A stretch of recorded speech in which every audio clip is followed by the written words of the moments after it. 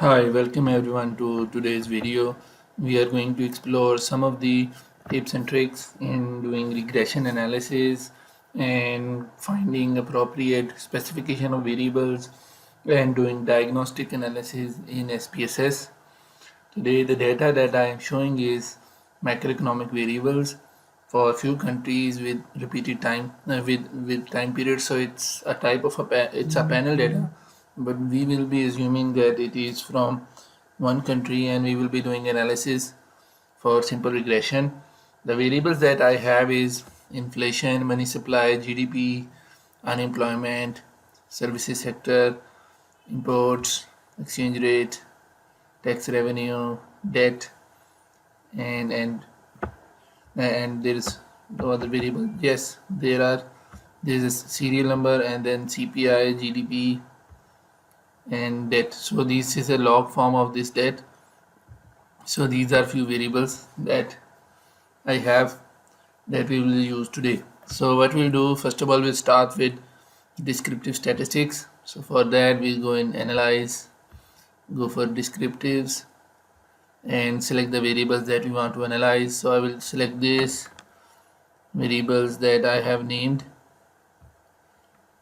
and let's go with shell exchange rate, and okay, and then I will select it.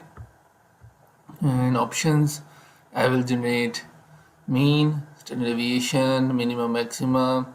I need its range, skewness, and kurtosis.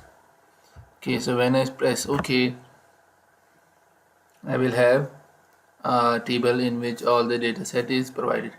So here we can check the firstly we need to understand what we want to see here. So in SPSS, what I usually see is the range of the data. If the range is very big, it means the data will have high standard deviation as compared to the mean statistic, means it is over dispersed, it is scattered a lot. So for that, it means if we use it as a in the data, it should have corresponding variables which have high range. Otherwise, what will happen, the coefficients will be very big, because if this is a dependent variable and independent variable have a small range just like all other variables, what will happen that a small change in independent variable will have to explain a large change in y. Then what will happen, the coefficient will be very big. So what we'll do is we will transform this variable into a natural log. Firstly, we will check the regression analysis. If the coefficients are very big, we'll take a natural log, while other variables you can have a look that other than official exchange rate, the range is not very big. And then if we look at on the other side, we can look at skewness. It is not zero, and kurtosis, this is excess kurtosis, so it is also not zero. So data is also not normal. So what we should do is that either transform the variable into normal variables, or we can use the logic of central limit theorem, that if the sample is above 30, then we can assume any distribution to replicate or to resemble normal distribution. So we'll start with next step. Now we'll go down and then do the correlation analysis of these variables that we have talked about. So inflation, broad money, GDP, unemployment, services, imports, exchange rate, tax revenue, and then okay. So if I select these, it has provided three types of correlation values. We usually take the Pearson one and use the two-tailed test. And in options, we can also get the mean and standard deviation if we want to in one table, but we already seen it. So when I open it, you can see that the coefficients with have stars are significant, and the p-values are these p-values are also provided here. So this matrix usually gives us an idea how dependent variable and independent variables are associated with each other. and then how independent variables are associated with other independent variables. So if you find any very high correlation between independent variables beyond zero point 0.9, then there's a doubt that the two variables might be correlated, and it will lead to multicollinearity in regression. Here I notice that there is none of the correlations which are very high beyond 0.9. The maximum that I have seen is 0.6, this one. So it means that the selected variables do not have high independent variable pairwise correlation. So this way we can move one forward. So next what we can do is, firstly you need to know the theoretical relationship, if it is linear or not linear. What you can do is you can make pairwise graph of independent variable with independent variables. For that, what we'll do is go in graph, chart builder, and then press OK. In that platform, you select a scatter plot and put it on this view, and then select a y-axis variable which is dependent variable, put it here, and then independent variable here. So it will make a graph, and then you can add in this graph. First of all, you will make it, then we will add further details in it, like fit lines. If you press it OK, there will be a line, and then when you place a finish to make a graph.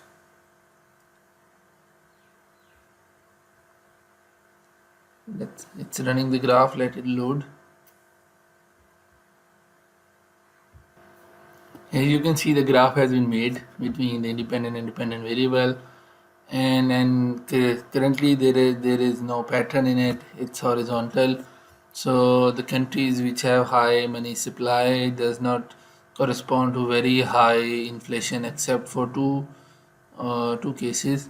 Similarly, we can make further graphs, but if you need to see the quadratic fit, you can just double click the graph, and in this video, in this platform, you can explore the fit line by studying the options here. View, edit, elements, fit line. So when you go in the fit line option, there is an option of adding a quadratic fit. So you can add a quadratic line like this.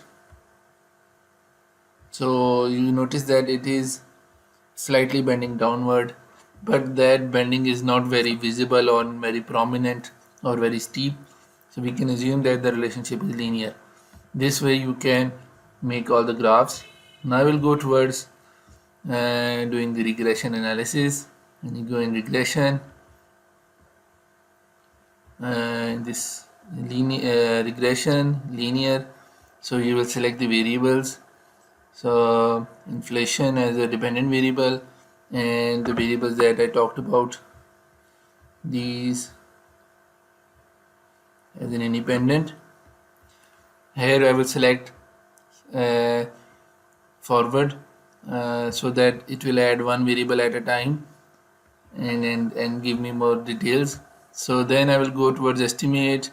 I need descriptive, I need part and partial correlation, collinearity diagnostics, I need Dublin Watson, I need case-wide diagnostics, and in the plots I need histogram, normality plot, partial plots. I need then Z predicted, and Z predicted. I need Z residuals on y-axis and Z predicted on x-axis. Okay, then I can also save more thing. If I need to generate the residuals, then I can generate the residuals so that I can make plots later on. And if you need to explore the outliers, you can explore these with the residuals later on. And when you press OK and OK, then it will generate tables. Here you can see that it has done 3 steps. First is that it has added this variable, and then this, and then this, because when you added it the f-test was less than 0.05. So there was 3 steps. In the last step it has shown the Durbin-Watson. It should be nearing 2, so that there's a less doubt that there is autocorrelation in the data. You can notice that adjusted R-square is increasing. That's why the variables are added, and the variables which are not added, because when they were added the adjusted R-square was decreasing. Now you can notice that in the third form, all 3 cases the f-test is significant, means the overall model is fit. So it will give me all 3 cases. In the first case, tax revenue was added. In the second, GDP was added. In the third, exchange rate was added. So in this model have 3 variables, all of them are significant. Now if you want to, we go towards its multicollinearity statistics. For that we need to have a look at zero partial and part correlations. If you notice that in these 3 variables, the partial and part correlations are very small, that's very smaller in terms of number as compared to the 0 order, then there is a hint of autocorrelation. But here you can see that they are technically bigger, but the difference is not that big, so there is no hint of autocorrelation. Similarly, the VIF is also not 2 or above, so we can rule out the presence of autocorrelation. Now you can notice that since I didn't take a log of the dependent variable, see the coefficient of GDP is very big. Notice that why it is big, because the range of GDP was very small and the range of inflation was very big. So what I can do is either remove the log on GDP or add a log on inflation so that it can be sorted out. Okay. Further, these are excluded variables, and it has given a reason why they are excluded. Reason like most of them are insignificant, or when they were added, they had the adjusted R-square was not increasing. Then we go towards collinearity diagnostics. So we already seen the 2 methods. Other method is condition index, and condition index can also check our variance proportions. But if the condition index is very big like this one, it is a hint that the one of the variable has a problem. And then we go towards case-wise diagnostics. What it does is it converts the residual data into standardized residuals, and if the standardized residuals is above 3 or below -3, it rules that observation as an outlier. So it is saying that in my data there are 2 observations which are outlier. So if we remove them, then as per this regression there are 2 outliers. If we remove them, the data will become more narrower, and then in that it might give more outliers according to that new set of data, but currently there are 2 outliers. Then we have predicted dependent variable value, its mean, standard deviation, and then residuals.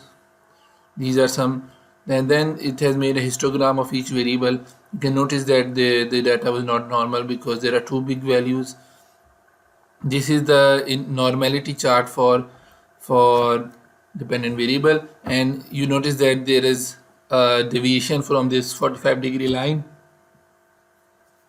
It gives us a hint that the data was not normal. Now it is comparing standardized residuals with standardized predicted value. Ideally, there are two ways to interpret. Easier way is to just double click it and add a fit line in it, linear one, and then close. You can notice that if the linear line is it is straight here by definition, but you can notice that there is a negative slope pattern of the data and there is a deviation here. So this shows that there is heteroscedasticity in the data. In the start the deviation is very small and then it has increased. So there is a deviation in the data and it is leading to heteroscedasticity.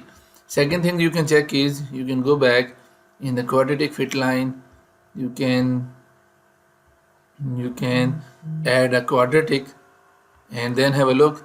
Since this line is all U-shaped, this is showing the data is playing a U-shaped pattern. This means at least one of the variable in the model had a nonlinear relationship with the independent variable. You must explore it using the scatter plots and add the square variable of that variable. Or another and other way is that it is also saying that there are two outliers. If you remove them, the U shape might become horizontal line. So this way you can interpret this table. Then there is a independent variable plots, and you can add fit plots here just for the background and then redo the regression. Okay, so this exchange rate, look at there. So in the tax revenue, it is not looking like non-linear. So either you have to go and remove the outliers or add a square variable of tax revenue. So this is basics of simple regression in SPSS. Hope you like the video. If you have any queries, do share, and in the next version I will try to solve it out. Thank you very much.